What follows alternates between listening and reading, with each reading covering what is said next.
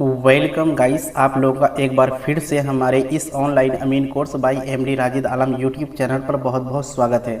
आज का वीडियो बहुत ही महत्वपूर्ण होने वाला है क्योंकि आज के इस वीडियो में हम बात करेंगे ज़मीन की पैमाइश के प्रमुख नियम क्या है।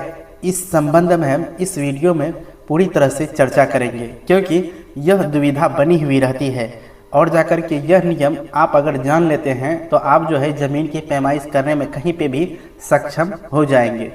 तो चलिए बिना देरी किए हुए वीडियो को हम लोग शुरू करते हैं और जाकर के हम लोग जानते हैं कि ज़मीन की पैमाइश के प्रमुख जो नियम है वो क्या क्या है। वीडियो शुरू करने से पहले आप लोगों से एक छोटी सी रिक्वेस्ट, यदि आप हमारे इस YouTube चैनल पर पहली बार वीडियो देख रहे हैं तो कृपया करके हमारे इस YouTube चैनल को सब्सक्राइब करके बेल के आइकन को दबा करके नोटिफिकेशन को ऑन कर लीजिए और अपने दोस्तों में ज़्यादा से ज़्यादा शेयर करें। तो चलिए बिना देरी के वीडियो को हम लोग शुरू कर लेते हैं।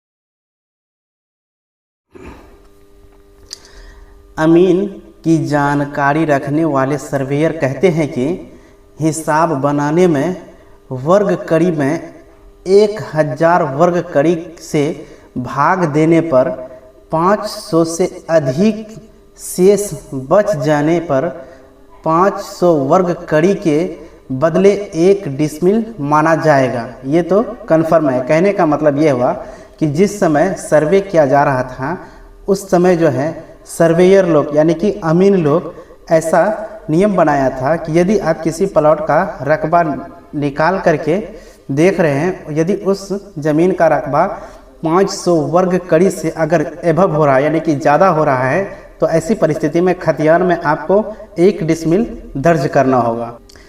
कह रहा है कि यदि 500 वर्ग कड़ी से नीचे रहता है तो ऐसी परिस्थिति में उसको जितना है उतना ही लिखना है। जैसे कि मान लीजिए 4 डिसमिल 200 वर्ग कड़ी है तो इसका मतलब कि खतियान में आपको 200 वर्ग कड़ी नहीं लिख करके सिर्फ 4 डिसमिल ही ज़मीन लिखना होगा। ऐसा इसलिए किया गया है क्योंकि खतियान में जो है क्षेत्रफल लिखने में जो है आधा, पौना, सवा, अढ़ाई ये सब खतियान में दर्ज नहीं किया जाता था। इसी कारण से खतियान में जो है 500 वर्ग कड़ी से ज़्यादा होने पर 1 डिसमिल बढ़ा दिया गया था और जाकर के 500 वर्ग कड़ी से कम होने पर जितना था उतना ही रखा गया। तो ये तो हुई आपको जो है सर्वे करते समय खतियान में जो रकबा दर्ज किया गया था उसकी जानकारी आपको मिला है। लेकिन आप एक अमीन हैं, आप जब भी किसी भी प्लॉट का रकबा निकालेंगे तो आपको 1 इंच स्क्वायर जो है उसका भी मान्य आपको देना होगा क्योंकि जब आप ज़मीन की बांटवारा करने जाएंगे तो आप जो है जिस प्लॉट का पैमाइश करेंगे उस प्लॉट में जितना रकबा होगा उस रकबा को जितना भाई या फिर और ख़रीदार में बांटना है तो आप उसको बारीकी के साथ बांटवारा उसका करेंगे। तो हम उम्मीद करते हैं कि ये वीडियो आप लोगों के लिए बहुत ही महत्वपूर्ण रहा होगा। तो चलिए हम आज का वीडियो यहीं पर समाप्त करते हैं। मिलते हैं अगला वीडियो में, तब तक के लिए जय हिंद।